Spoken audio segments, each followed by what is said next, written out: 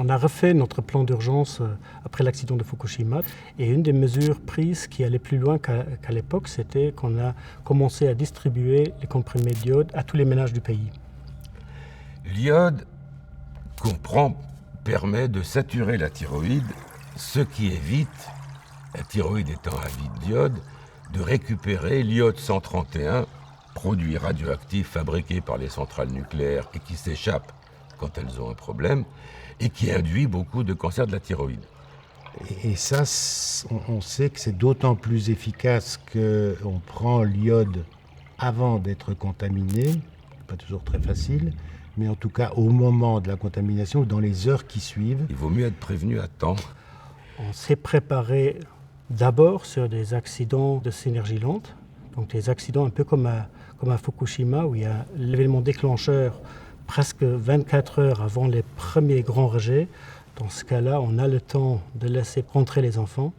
Les enfants peuvent rentrer, peuvent même amener la comprimée qui est à l'école dans la famille. Et ça, c'est le cas où ça, c'est faisable, si on a suffisamment de temps entre l'alarme et la partie des rejets.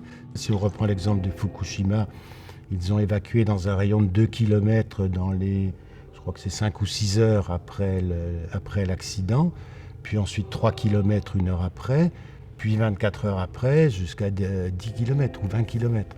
Donc c'est progressif, mais on a plusieurs heures et on a le temps. Si ça va se passer plus rapidement, je dois peut-être seulement évacuer les gens très très proches du réacteur, 2-3 km, mais au-delà, je dois privilégier une mise à l'abri, parce qu'autrement, on risque d'avoir les gens dehors, sur les routes, pas protégés du tout. Le problème, c'est l'ingestion des substances radioactives. On avale des poussières radioactives qu'on ne voit pas, qui sont dans l'air. Ils auront une exposition plus élevée du panache, mais aussi une contamination de la peau. Donc c'est beaucoup plus difficile, des doses beaucoup plus élevées pour la population. Dans ce cas-là, on va privilégier une mise à l'abri. Et c'est pour ça qu'on a aussi les comprimés d'iode dans les écoles et qu'on pourrait faire une mise à l'abri aussi dans les écoles. Les établissements scolaires sont informés, savent ce qu'il faut faire en cas d'accident et ils savent qu'il faut maintenir les enfants à l'intérieur, calfeutrer éventuellement et attendre que le nuage fasse son passage. C'est pas facile d'admettre ça pour des parents. Le premier réflexe, c'est de dire on va chercher les gosses et on se sauve le plus loin possible. Non. Pour le dire simple, à l'intérieur d'une maison, on reçoit 1/5 de la dose, tandis qu'une voiture ne protège pratiquement pas du tout. On a une fine paroi d'acier au-dessus de sa tête. C'est vrai que la contamination se met alors juste au-dessus de ma tête. Je suis irradié beaucoup plus proche de la source. En plus, c'est difficile d'arrêter les ventilations.